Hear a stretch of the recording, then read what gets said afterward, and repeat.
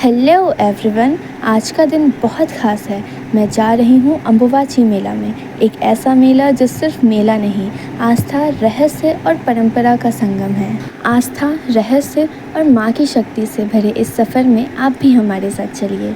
लो, आ गई मेरी टीम। अब शुरू करते हैं इस बार की हमारी अम्बुबाची यात्रा। ये है मेरी टीचर और उनकी बेटी Gunu and our bond is very special.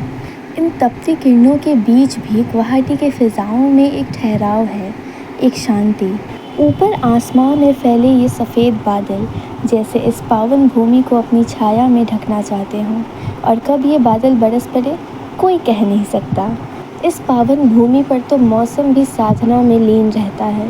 कभी धूप बनकर तपता है, कभी बादल बनकर बरसता है।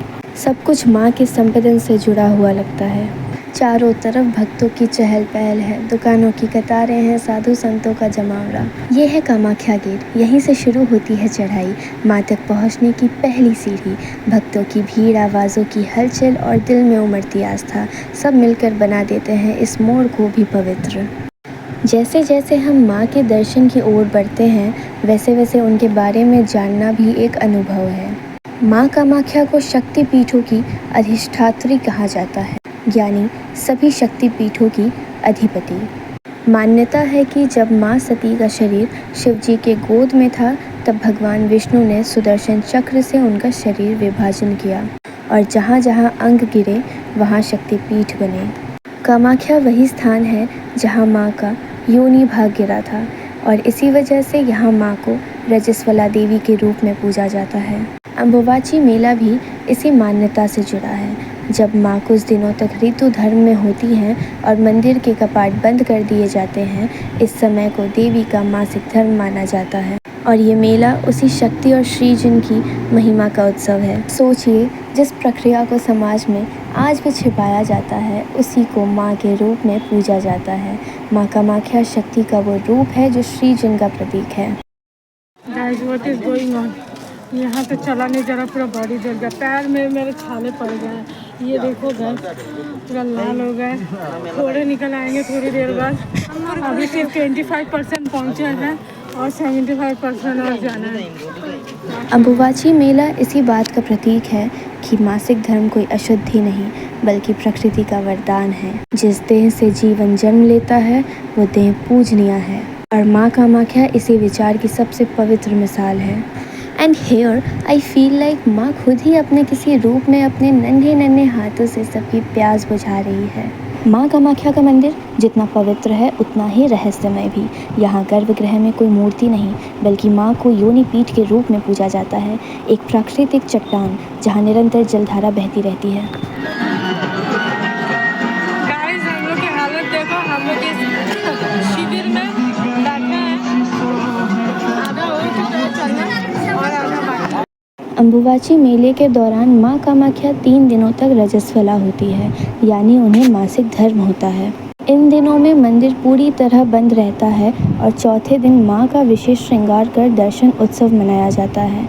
ये पूरी दुनिया में एकमात्र ऐसा समय है जब देवी के मासिक धर्म को खुले रूप में पूजा जाता है। माँ कामाख्या के मंदिर को तंत्र विद्या का सबसे बड़ा केंद्र भी माना जाता है।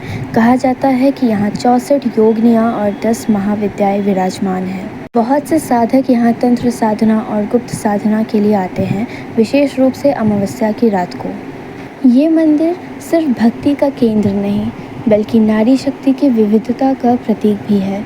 माँ कामाख्या को कभी मोहिनी, कभी रौद्र, तो कभी ममता से भरी जननी के रूप में पूजा जाता है। जिसे समाज ने अशुद्ध कहा, माँ ने उसे अपना सबसे पवित्र रूप बना लिया। समाज जब स्त्री को पीछे करना चाहता है, माँ कामाख्या पर्वत पर चढ़कर उसे ऊपर बिठा देती है। माँ कामाख्या सिर्फ एक देवी नहीं, वो स्त्रीत्व की सजीव शक्ति है। यहाँ पूजा होती है उस शक्ति की जिससे सृष्टि जन्म लेती है, माँ के रजस्वला रूप की। आश्चर्य होता है ना, जिस मासिक धर्म को समाज में शर्म और अशुद्धि कहा गया, वही कामाख्या में पूजनीय बन जाता है। पर दुर्भाग्य यही है कि जिस प्रकृति ने स्त्री को सृजन का वरदान दिया, उसी को समाज ने कमज़ोर मान लिया। जबकि माँ कामाख्या हर उस सोच को तोड़ती है। वो कहती है कि स्त्री सिर्फ पूजी जाने वाली नहीं, समझी भी जानी चाहिए। माँ का मंदिर हमें याद दिलाता है स्त्री होना एक जिम्मेदारी है, एक चमत्कार है और सबसे बढ़कर एक शक्ति है। माँ की महिमा कहते कहते हम उस दरवाजे तक पहुँच चुके हैं जहाँ हर बात मौन हो जाती है और बस एक ही एहसास बचता है, माँ की उपस्थिति। हालांकि आज मंदिर के द्वार बंद है और दर्शन नहीं हो पाएंगे, फिर भी ये जगह उतनी ही पवित्र है जितनी माँ की गोद।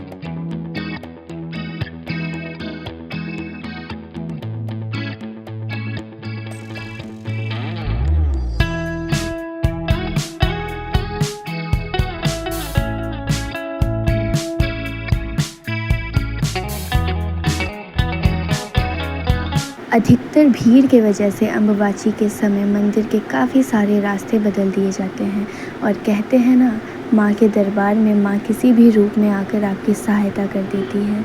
इस भले आदमी ने ना कि सिर्फ हमें रास्ता बताया बल्कि खुद ले भी गया, जिससे हम ये मान सकते हैं कि दुनिया में अभी काफ़ी अच्छे लोग बचे हैं। तो अब हम मंदिर से वापस नीचे की तरफ जा रहे हैं। मंदिर के द्वार तो बंद थे लेकिन मन में माँ की उपस्थिति हर पल महसूस हुई। भीड़ बहुत थी, गर्मी भी, पर अंदर कहीं ना कहीं एक शांति सी बनी रही। माँ से कुछ मांगने नहीं आए थे, बस उन्हें महसूस करने आए थे। गुरु साथ थी तो सफ़र और भी आसान लग रहा था और माँ की छाँव तो हर पल थी ही। अब वापसी है, लेकिन एक बात साफ है, माँ ने बुलाया था और माँ ही अगली बार फिर से बुलाएगी। तब तक के लिए जय माँ कामाख्या। अगर आपको ये सफ़र अच्छा लगा हो तो लाइक कर देना, कमेंट में माँ कामाख्या का नाम ज़रूर लिखना और माँ का आशीर्वाद सब तक पहुँचे।